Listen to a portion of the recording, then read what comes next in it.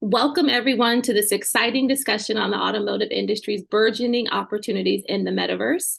Today, we have an esteemed panel of global experts who will share their unique insights on how the metaverse is transforming the way cars are marketed, designed, and sold. Our first panelist is Guillaume Vergnas, head of esports gaming and Web3 for Alpine. Guillaume is a pioneer in the metaverse space and has been at the forefront of developing innovative metaverse experiences for brands. He will share his insights on how Alpine is using the metaverse to engage with esports fans and potential customers. Next, we have Andy Anderson, principal and head of entertainment at Faculty Group. Andy is an expert in creating sustainable revenue streams for brands in the metaverse. He will share his insights on how brands can design profitable metaverse experiences. Our third panelist is Christian Kerkhoff, founder of award-winning global interactive agency De Modern. Christian has 2 decades of experience at the intersection of innovation. He will share his insights on how brands can create immersive and memorable metaverse experiences that resonate with consumers. And Albert Thompson, managing director of digital innovation for Walton Isaacson, the planet's most interesting agency. Albert is responsible for leading Walton Isaacson's digital innovation initiatives for their clients, including American Airlines and Lexus. He is an expert at multicultural marketing cross-continentally and has a deep understanding of how to reach and engage with diverse audiences. He will share his insights on how metaverse experiences can be used to inform the future of media strategy and more. And I am Askia Underwood, Chief Growth Officer of Driveline, a groundbreaking audience intelligence solution. I've been navigating the intersection of brands, consumers, channels, and platforms for almost 20 years. It is my great pleasure to lead this insightful conversation from the metaverse today. If there are any questions, please place them in the chat. We will address them during the live Q&A at the end. So let's get right to it. As a strategist, I am always trained to start with the outcome first. It is how we deliver to the best possible outcome. So let's talk about capitalizing on the opportunity metaverse presents. I scoped a project for a client once that started with these 5 terms: immersive, profitable, innovative, relevant, and scalable. The 5 requirements for any metaverse or immersive build.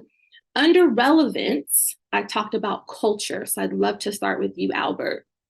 As a leader in multicultural marketing, you know better than anyone, there is a lack of multiculturalism in the metaverse. How can automakers use the metaverse to create culturally inclusive campaigns which resonate with diverse audiences?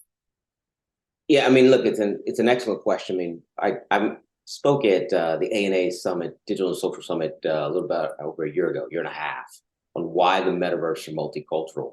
And I think when I looked at why, it had to do with the semblances of how metaverse experiences really solve points of friction.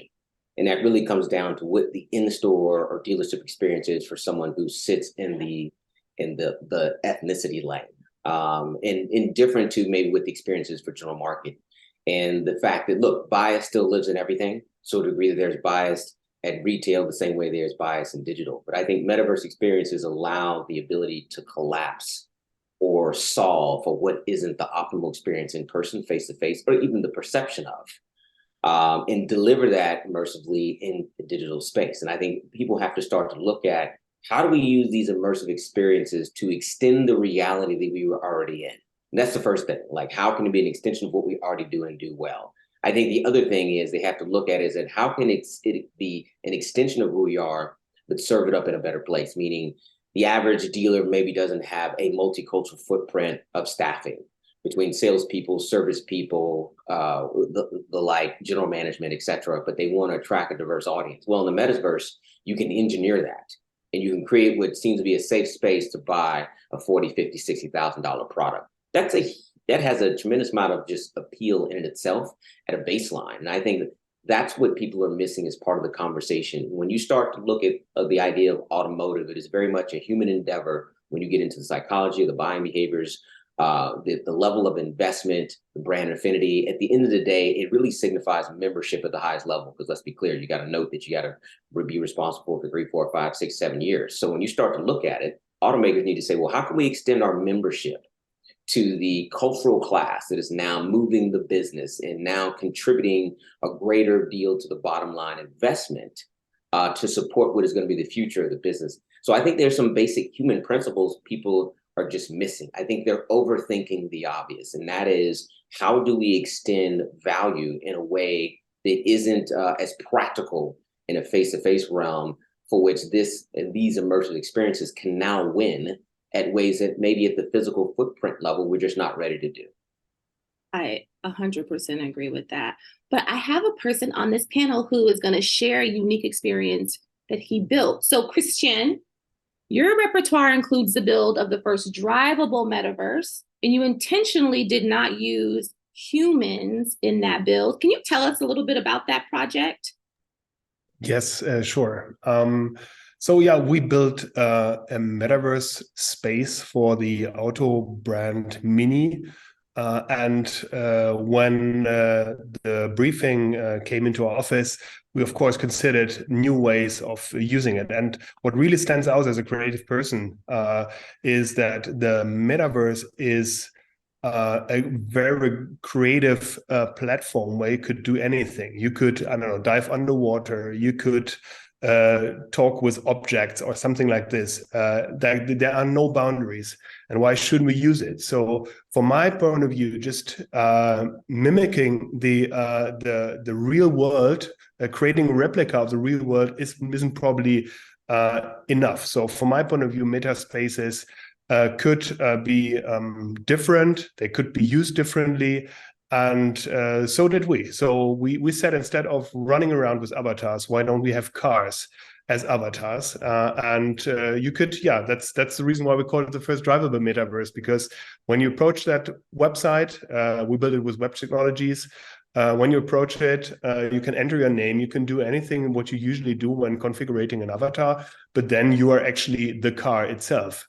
And you can bump into other players. You can, I don't know, try to find interactive spots. You can have fun on the platform. And that's what we basically did. Are there any key ingredients when you receive a brief like that for creating like a memorable experience? Like, what does a brief say that makes you go, you know, we're going to solve for this in this unique way? Yeah, of course, we do have business goals. So every client is trying to, I don't know, hit the targets, and they have certain understanding of how the outcome should be. And of course, we always have to match. It's like there are rarely briefings where we're completely free to come up with any idea. So, but that's so. From my point of view, just to be sure that you stand out and that you deliver something that's unique as a unique experience, you have to come up with something that others didn't do so far. And everyone has seen avatars, especially during pandemic times. There were lots of event spaces out there where people walked around as avatars. And of course, we could have done the same here, but that was not creative enough. And as Mini is a creative brand, and as we are a custom production partner, so what we can build any space that you would like to have as a brand. It was kind of obvious that we come up with something that no one has ever created before. There are significant challenges within the marketing and advertising industry as it relates to the development of consumer-facing metaverse experiences. And Albert touched and highlighted a lot of those things in his first answer. But being that our panel is global, I would love to take the opportunity to ask, what are some of the challenges and/or opportunities for automakers as they look to adopt the metaverse in a multicultural context? Guillaume, I'd love to start with you. Thanks. Hi, everybody. I'm Guillaume. I work for Alpine and Alpine Formula One team. I would say for us, it's the metaverse is a tool, but it's also a space and communities. A big part for us with entering the metaverse was how, as a traditional company, automotive company, and sports team, can we enter the space without being too arrogant and without being too wanting to own a virtual space. And our approach was a little bit different, is what tools can we provide to people that are using metaverses and blockchain games and Web3 in general. So The approach was more, what can we bring as tools and digital assets to the users of today's metaverse? Because the issue can be, you can create your own metaverse, but how can you get long-term traction, visibility, long-term visits on your metaverse, which can be challenging for an automaker or like a sports team. We don't want to build something and end up with 10,000 visitors over the year and nothing the next year. So our approach was more like, how can we provide vehicles to be driven across multiple metaverses or games, and that's what we started in 2021 with a game studio in Web3 called Animal Cabrons. They invest in multiple blockchain projects, metaverse projects like Sandbox, for instance, and they had a game called Rave Racing. It's basically a game where you purchase your car as an NFT, and then you drive that car in that specific game that is based on the Polygon blockchain, and you drive that car and do daily challenges. If your car is the fastest on the specific track, therefore you win a certain amount of Rev tokens, which are based on the Polygon blockchain. And what we did, we came to that space with Animal Cabrons and worked with independent designers on generating the fan car, what's the best car for the players of that game. And we listed 5 NFTs of that car that we worked on with like independent designers and sold these as digital assets to be played on these games. And that ended up being like 6-digit profitable activity. And even better, the people that use that bought these cars and played it on the game and made actually a lot of money back. So we actually sold cars as digital assets that were more expensive than real cars. So that's the approach of, instead of like creating our own metaverse and own space, how can we come and provide new assets to metaverse users? Wow, that's a great answer and a perfect segue. Andy, as our digital asset expert, I would love to hear you offer some perspective on some opportunities when it comes to like Web3 monetization. Guillaume has a fantastic, obvious breadth of experience in the automotive space, and we're here to talk about automotive, but there are other ways that are directly adjacent to automotive where there might be an opportunity. Would love to hear you talk a little bit about that from a monetization perspective. Thank you. We're in an exciting time right now because there's so much experimentation and innovation happening. When we look at automobiles and car owners, there's the entry into buying the vehicle, there's actually being inside the vehicle, then there's being at home and participating sort of in the vehicle, but the larger brand around the vehicle. So one of the, when we look at like lifestyle brands and how people start to identify with the brand of car that they drive and what sort of lifestyle that brings to them. So there is everything from digital goods, passes that people are participating in. I like to use the example of Jeep, right? When most people use think of lifestyle brands in and around vehicles, they kind of go right towards, supercars, luxury cars. But if you look at the Jeep community, it's a type of person who loves to get outdoors. It's people who participate in things outside of Jeep, but still in sort of a membership way. They might have a subscription to All Trails because that's where they map out where they're going. There is clothing, there's camp gear, there's all of these different things. So on physical goods, if you're buying a pass into the Jeep community, it can offer an affiliate deal with a lot of different brands and products that come fulfill that lifestyle. But then also when you have digital goods and porting into a metaverse or a shared world, there's all those same experiences that you can have within those worlds. So there are, as Guillaume was saying with NFTs and digital goods, that creates one interesting asset that you can carry with you through those different experiences, but also it allows you to, as you work forward, you can actually track all of your activity within that pass, which then opens you up to even more opportunities. So digital goods, I think, are going to be increasingly important to car owners, whether they just use them as regular car owners or into these more shared worlds and digital experiences. Yeah, I like what he said, if you don't mind me building I knew on. you were going to say something. Go ahead. The thing is that he really tapped into lifestyle of the owner, and Jeep is very much an experiential product. The vehicle represents escapism, but escapism in the physical domain because of the utility of the product, what it symbolizes, the ethos they built around it. That's a huge, but very basic consumer insight.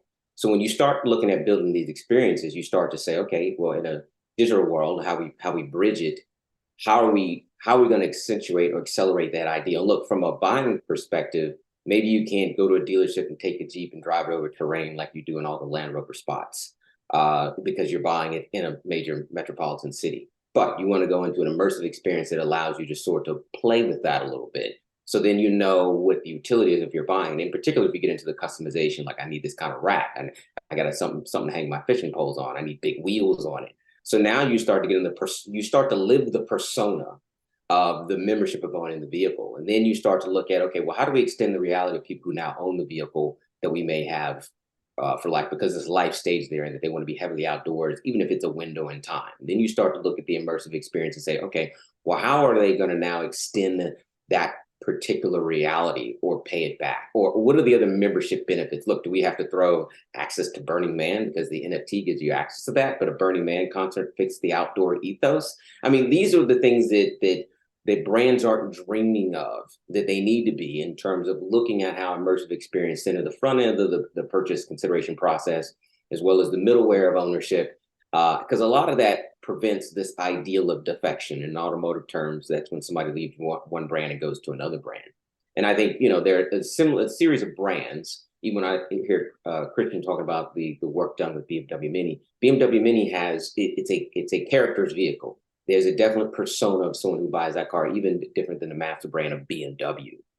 So the question is, how can we build this experience that fits that ethos? I'm not saying you have to do a throwback to the Italian Job where you can simulate running through the streets. But I mean, the idea is that you can build a persona around these experiences that fits that of the buyer and allows them to immerse themselves even further into it.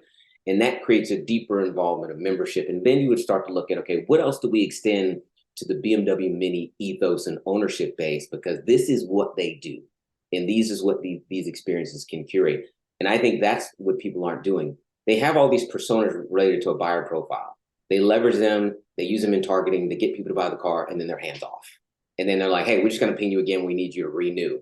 Instead of trying to accelerate and getting them to double down in the lifestyle synonymous with that nameplate. And I think that's the biggest opportunity that's being missed. When people start thinking about, oh, we need customer lifetime value, we need retention.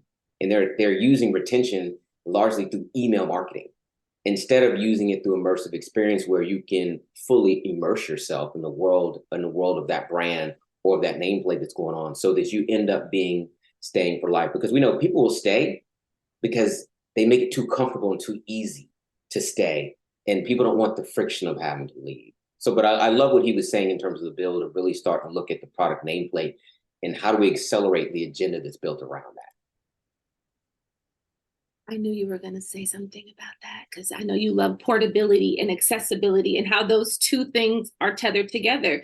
Christian, I have a question for you about Web3 monetization and why it's important when we're thinking about these builds and wrapping a consumer's lifestyle into the brand, aligning it to the brand, and creating a way to either accelerate a new purchase or strengthen your relationship with the consumer. How important is it to include Web3 monetization or digital assets in the build from the very beginning?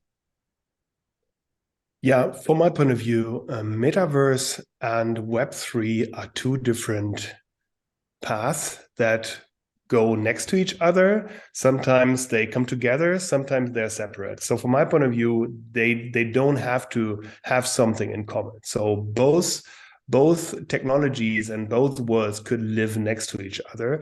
But of course, especially when we take a look at like platforms like Sandbox or so, of course, they're completely like as one concept.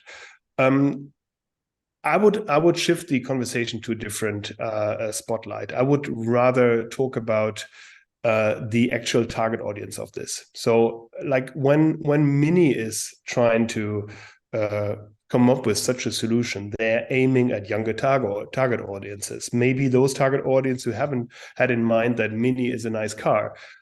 So they're aiming at the Gen Z or even younger people. So they need to come up with a marketing language that they understand. And when we take a look at Gen Z and younger target, Gen Alpha, for instance, how they behave in their lives, it's the gaming plays a huge role.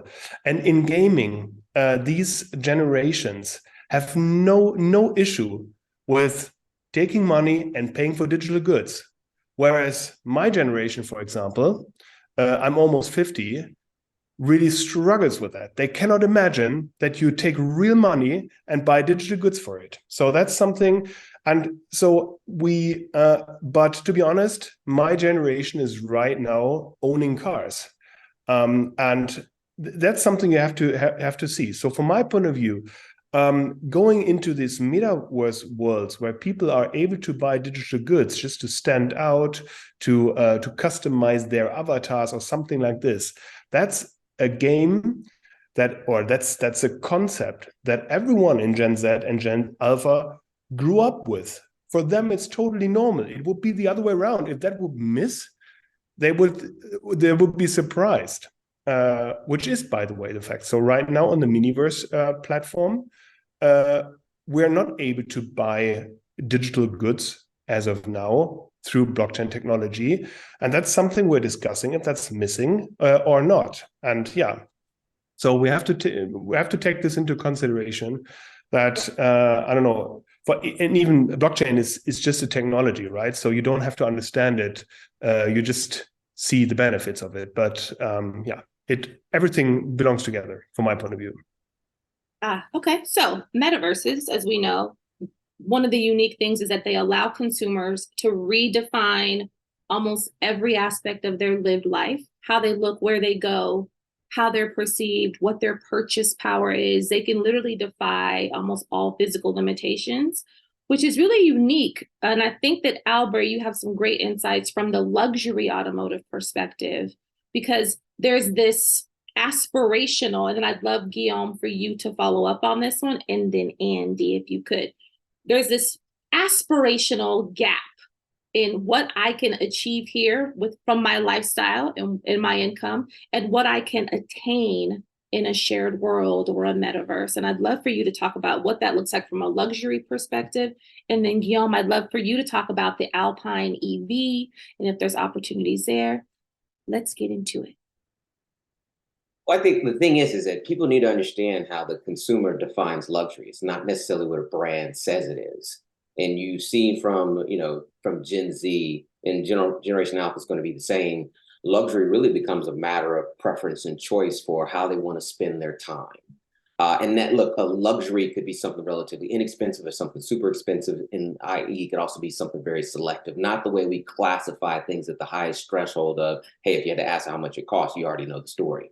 And that's the first thing they need to start to wrap their heads around, is how luxury really got redefined probably in the last half decade.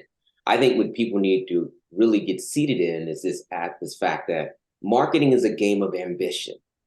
And a lot of brands simply lack ambition in the pursuit of consumer affinity, time, and attention. And look, I always say the ultimate real estate is attention. Look, the brands are vying for influence, and influence comes by way of attention.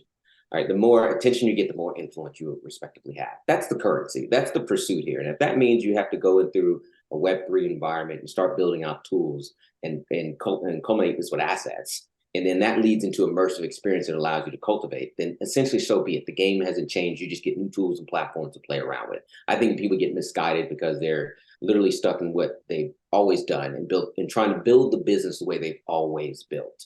But I think when you start to look at the rules of engagement of the younger generations, they're trying to signal and say, look, for the new experience and to have new luxury acumen, this is not what I expect. And look, there are some brands who still, from a North Star perspective, have it right. We all love to go into a Louis Vuitton store because we get one personal shopper and a glass of champagne. No one does it like that. Gucci. Okay, so the immersive experiences allow you to build a parallel sort of symbiotic relationship in which you feel like you get personalized attention of walking into a footprint.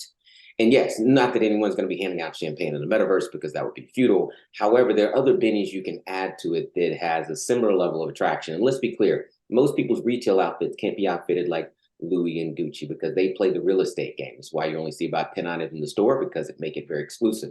But you could come up with a strategy, an immersive experience that mirrors that's appropriate for what you're doing. This is essentially what Tesla has done with its stores. You walk in, there's one car, and there's all these accessory pieces that you're going to add. You get t-shirts, you got keychains, there's be customization level interior. It's like walking into a McLaren or Bugatti store.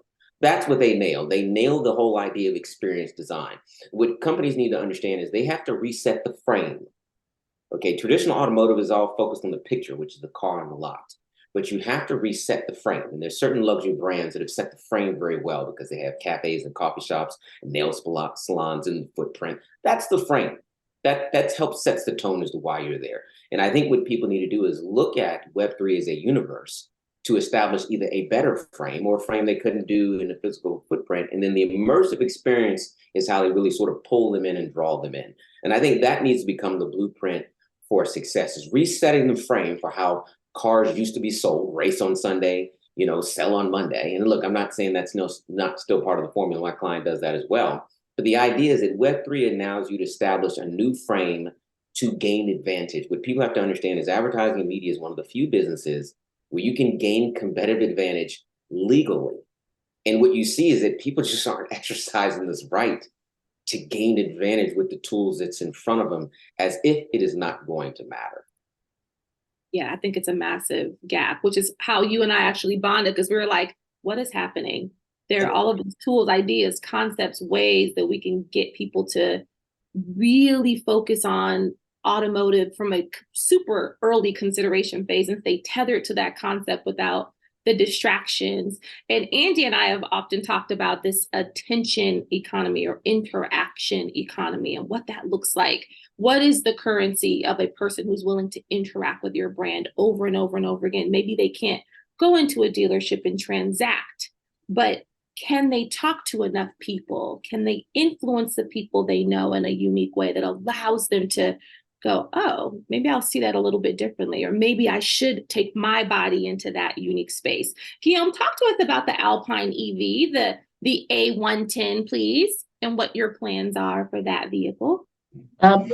Yeah, so we have, as a Formula One team, we also produce cars, and our ambition is to release 7 new vehicles. We actually sell cars in Europe at the moment, not yet in the US, but we're known in the US for our Formula One team. It was very interesting what Albert was saying and what you were saying as well around this like community and how to reward your customers.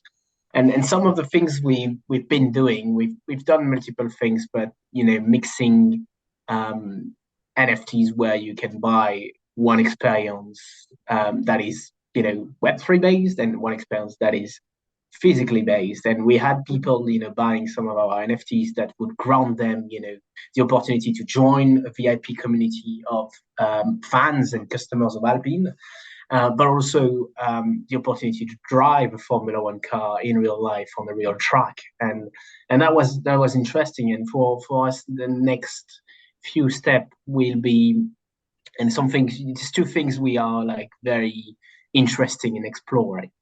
The first one is how we build fan engagement tools through Web3, Metaverse, and all these technologies. How we engage our fans and reward our fans and customers for action than they do for the brand. Sorry, and we've tested it like here and there with like little products and little competitions we have an esports competition, for instance, that is called the Alpine Esports Series. You drive in a game, you can qualify to our championship, and this is a 6-race championship. And for each race, we decided to use a POAP NFT, so a proof of attendance protocol NFT. And so for each race, you would have like a specific QR code popping during the live. So if you are a fan and watching, you can scan that QR code and redeem a specific NFT. And the NFT would be like a specific part of the cars that would be racing. And if you watch all the races, you can assemble a full NFT that becomes a car that you can drive in the game. But yeah, that first point is like reward our fans. They're watching. These are numbers that are useful for the brand. And while you enjoy watching, you get rewarded for the action that you do with the brand. But that can be many things like, sharing posts of the brands, recommending the brand to a friend, any things like this, would possibly in the future be rewarded. And the second one is the interoperability for us, which is super important, is now we have this new technology that allow us to move from one space to another with the same assets. So some of the things we've been looking at and some of the things we'll be releasing soon in the future is digital assets that can move from one metaverse to another using the blockchain technology and the bridges that we have today. And the aim for us is like, how can we give fans and younger generation the opportunity to use our IP and our products and our helmets and our driver suits and our cars into multiple digital environments just by owning one asset. So yeah. Wow, yeah, portability is super important. I was going to ask you this question, but I'm actually going to pose it to Christian. Christian, when developing metaverse experiences, since you work on the creative side, how can an automaker balance the creative pieces around what we want and then the technical considerations? Because when we were speaking prior to this, we were kind of planning for this panel, we were talking about I love the word photorealistic. I'm like, make it as realistic as possible. And Christian had some fantastic insights on why that isn't always the right thing. And I know it takes longer and I know it costs more money, but Christian, can you talk to us about how we can give clients what they want creatively, and then how the technical considerations balance that out? Yeah, talking about photorealistic appearance of objects. So when you see kids playing Roblox, you immediately know you don't need a photorealistic replica of whatever you would like to show in the metaverse space. So that's something. But of course, there are limitations, like technical limitations. I might compare it with when you're taking photos. With a regular camera, maybe you have 100 of megapixels or something like this. So it is really difficult to use these images to share them everywhere because the file size is too big, or I don't know, you can't show them on a mobile phone in the internet. So and all these technical considerations in terms of the Web 2.0, we already realized. We know that some files are not shareable with another device. So you know that. So when you're using Android phone, you may not share or may not be able to share same files like as if you were using iOS devices. So, and having this in mind, so the vision that the metaverse will be one connected digital space, I doubt it somehow, because even today, we're using just HTML technology. We're not able to transfer any kind of file. Like, of course, there are files like a GIF, like a JPEG. I would say you can open a JPEG in a PowerPoint presentation as well as you can open this on a website. These are standards, so to say, and right now we don't have that standards. And every company is trying to create those standards, but it's really, really difficult. So from my point of view, it will take really years until we have this metaverse space where you can, I don't know, own just one object, and this object is able to be displayed in different metaverse concepts. So because there are always corporations behind it, and those corporations are taking care of that, I don't know, they own the data, so it will be pretty difficult. But I guess there will be a standard like the JPEG or the GIF as a standard for imagery. There will be standards for 3D files and objects, and then we have them in multiple sizes. Right now, if you have a product information management system that is containing all the data, you don't have just one photo of your product in there. You have 2,000 photos of your product in small sizes, bigger sizes, in different aspect ratios. And whenever you need some of the photos, you're pulling this out of the system. And that will be probably the future of 3D, where you have a library of multiple 3D data, and then you have the high-res data for, I don't know, Unreal and pixel streaming solutions, but you will also have the low-poly version for maybe games like Roblox or something like this. So that will be the future for my point of view. Interesting. So the future of immersive experiences is heavily reliant on the ability to identify early what your budget will allow your technical considerations to be, right? How you are setting up or designing or scoping your space to gain the insights you want that will sort of inform the other parts of your strategy. I would love to talk about capitalizing on token economies. And I am really trying not to use that term too much because I feel like there are so many experts and people in the space around marketing and advertising who don't understand token economies. And it's a big leap of a conversation. But Andy, if you could please talk a little bit about Web3 monetization here and what a token economy is and its importance for automotive brands. I think that would be super helpful for this next piece of the conversation. For sure. So as an investor in predominantly blockchain infrastructure and blockchain applications, many of those who have created their own token, and those tokens can be either fungible or non-fungible, and listing or issuing those tokens to their consumers in order to use within that world that is being created for that sort of that consumer experience. And so the token economies are a way to release a particular asset, and it kind of sets up the rules to the world. And so how do people come into that asset? What can they use in order to earn that or to buy that? And then how is that asset then maintained its value through that world? And then what can you use or how can you redeem those assets into getting some more experiences, upgrades, and those others? So we look at all these different ways to do it. And then, of course, on the outside of this, of course, people will speculate on the demand that's created inside of the world. And then that starts to have some fluctuations in the price and the value of that asset within the world. So sometimes because those worlds and those brands are creating really those assets in high demand, there might be some speculation on those assets from the outside world.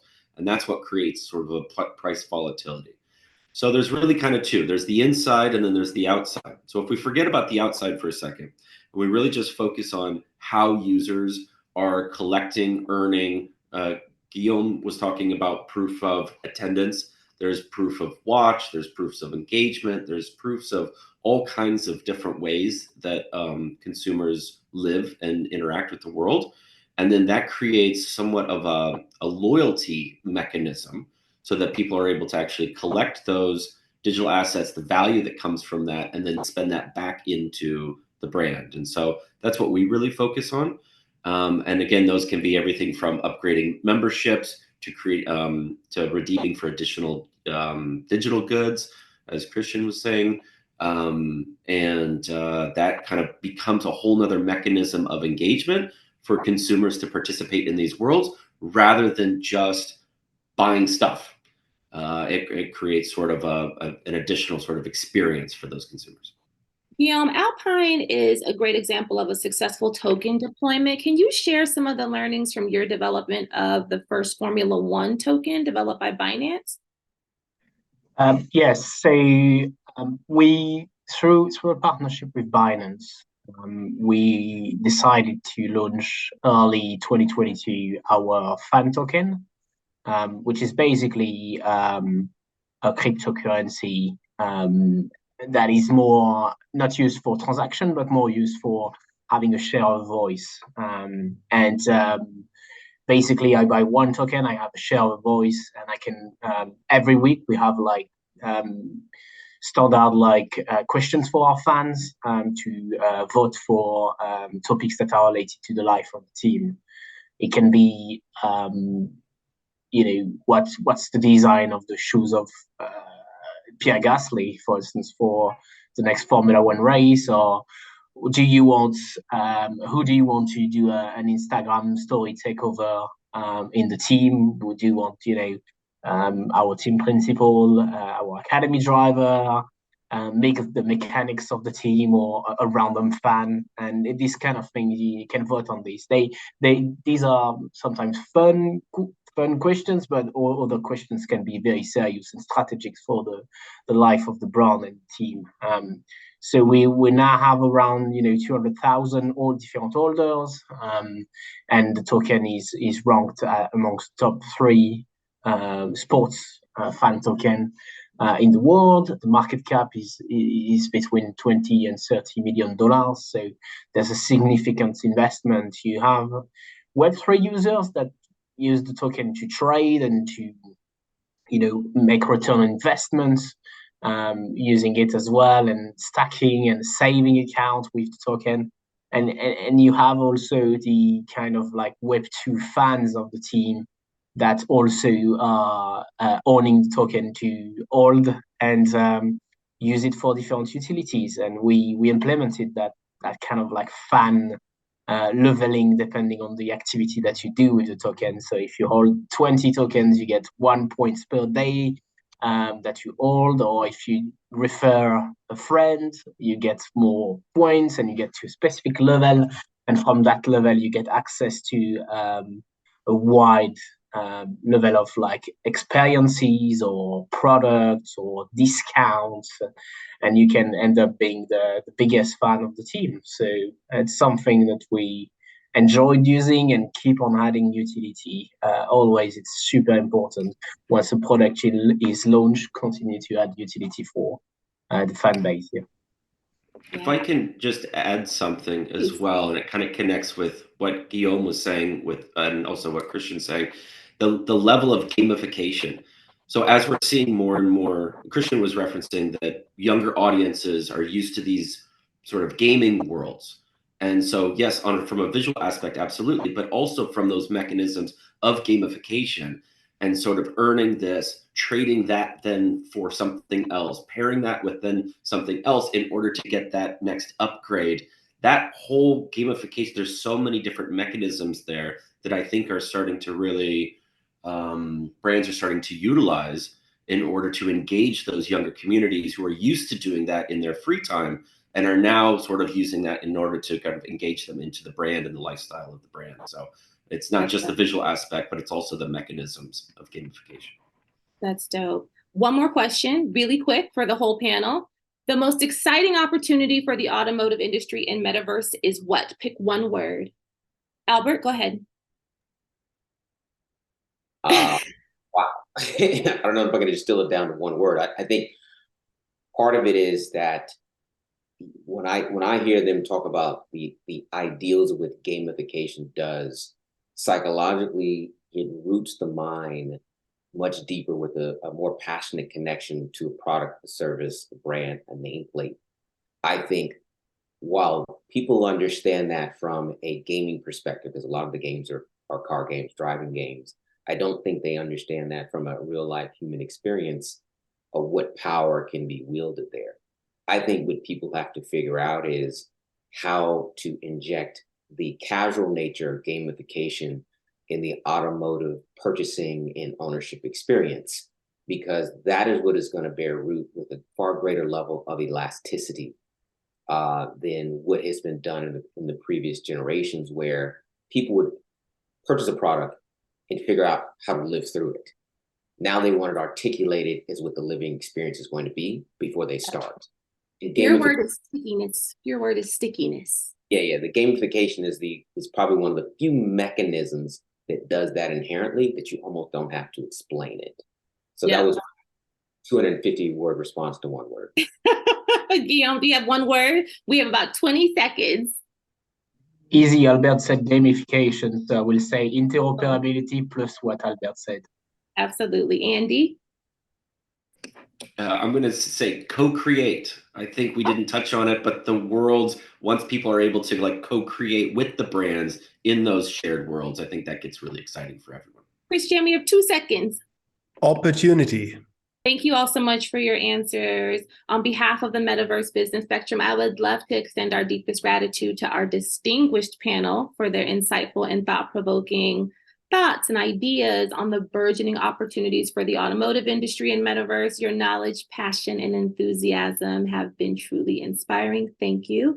And I think I speak for the whole when I say we want to thank the audience for joining us in the Metaverse for this event, and Metaverse Business Spectrum team for curating a space for the future of immersive digital experiences.